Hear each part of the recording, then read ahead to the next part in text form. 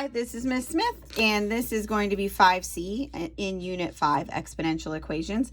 This is going to be the first topic that has to do with interpreting exponential equations, specifically related to the key features of an exponential equation. So this interpreting 5C is going to deal only with being able to interpret the key features of exponential functions.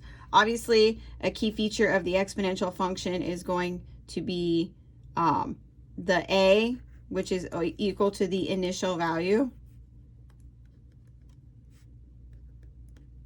Remember, when I'm talking about this, I'm talking about the base equation, a times b to the x power.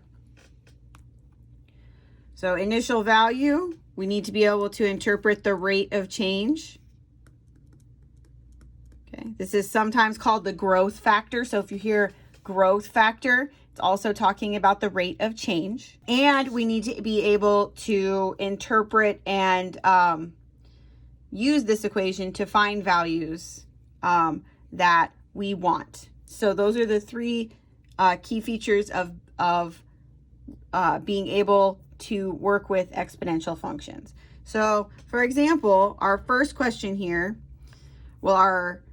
the premise is that we have milligrams of aspirin in a person's body. And so it's given by the equation A equals 800 times 2/5 to the t power, where t is the number of hours since the patient took the medicine. So this is the exponential equation that is going to tell us how much aspirin is left in the body after so many hours of decay. Okay, because after you take aspirin, your body starts getting it out of your system and metabolizing it. So this is an equation to say how fast it's going to happen. Now remember, this 800 is in this spot, the A, so that's the initial value. Okay, and 2/5 is in where B should be, so that's going to be the growth rate, also called the rate of change. So the growth rate is there, and T is just the time. So how much aspirin do we have in the patient's body after 2 hours? Okay, we just need to evaluate this equation for 2 hours. 2 hours is time, and time goes where this T is in our equation. So we can actually find this value. I can say 800 times 2/5, and I want it for 2 hours. Okay, you could put this in your scientific calculator, which you can use on Desmos, and you would evaluate this, and that would give you 128. So there would be 128 milligrams of aspirin left in the body. So you would just, you could do that without a calculator, this particular one, but I would just use a calculator to check your answer. Okay. Then it says in the equation, what is 800 telling us about the situation? 800 is right here in our equation, and we've already said that it represents this A, this initial value.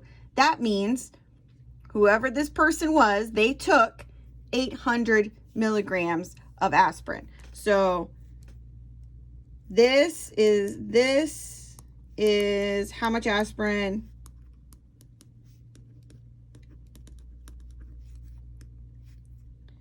that the person took.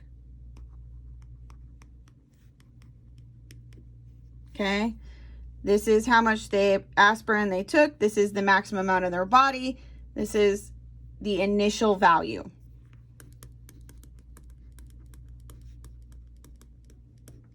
Okay, then it asks us, what does 2/5 tell us about this situation?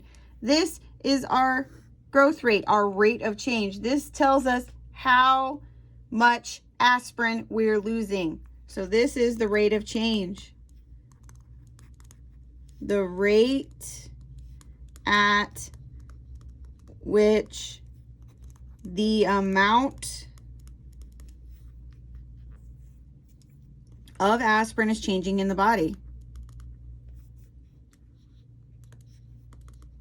And I'm going to go with decreasing. This is the rate at which the amount of aspirin is decreasing, the rate of change. These are the only 3 questions you're going to have to answer for this part of 5C, interpreting exponential functions.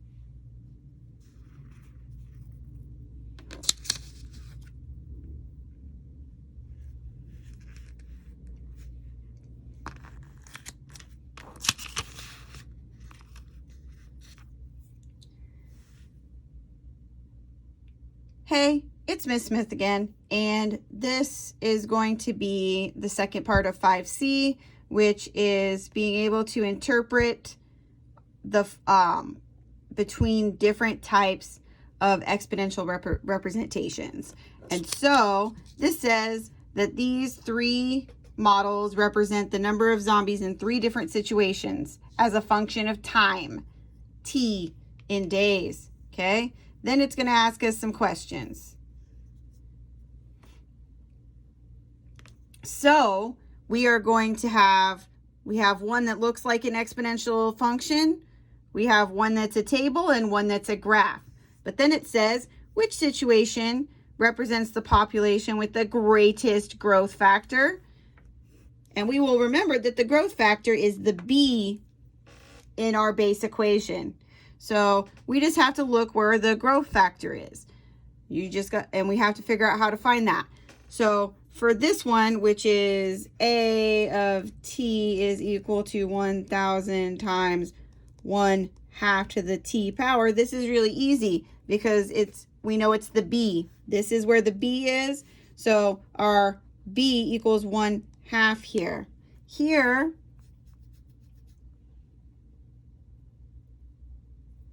and we will be looking at this. 7 goes to 14, 14 goes to 28.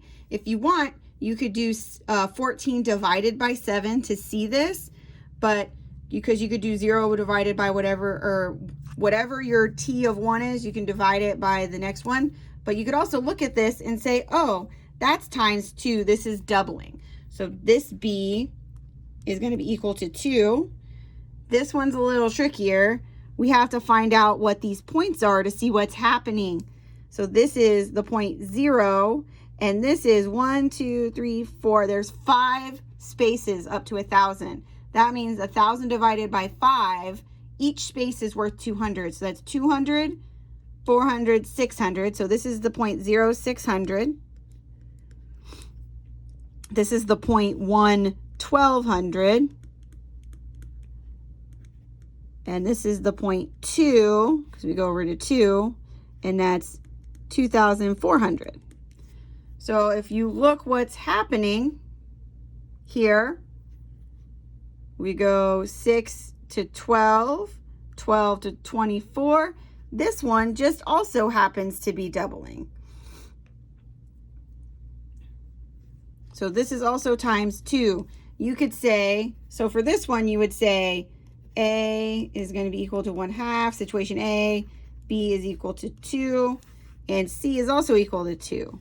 And then you just say, oh, these are tied. You would circle these and say, both have a rate of 2. So it's tied between B and C here. The next question says, which, oops, you guys can't see. Okay. Says, which represents the population with the greatest initial value? We know that initial value is where we start. So here, for A, it's going to be 1,000. Because if you can see, 1,000 is in that A spot. in our equation.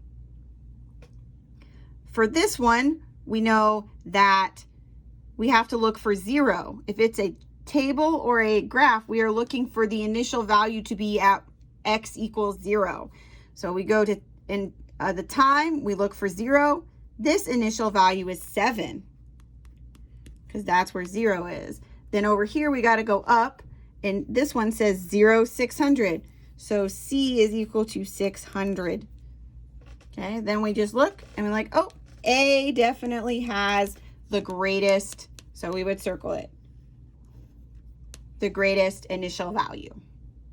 So that is the last part of 5C, interpreting key features of exponential functions.